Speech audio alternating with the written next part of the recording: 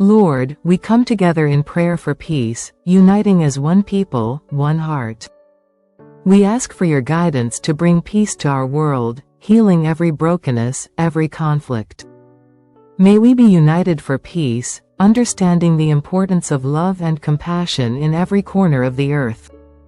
We pray for the leaders of all nations, that they may choose paths of peace, working together to overcome division.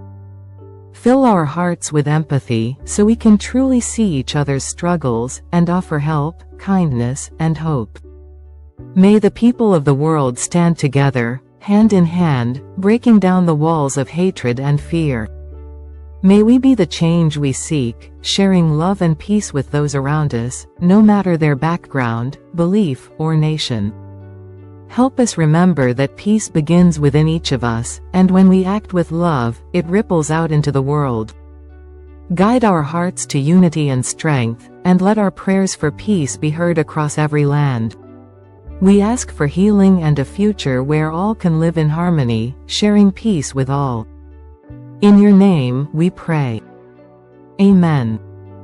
Let this message of peace be shared with the world, for it is through unity that we find true peace. Please share so the world knows that hate is not within us all.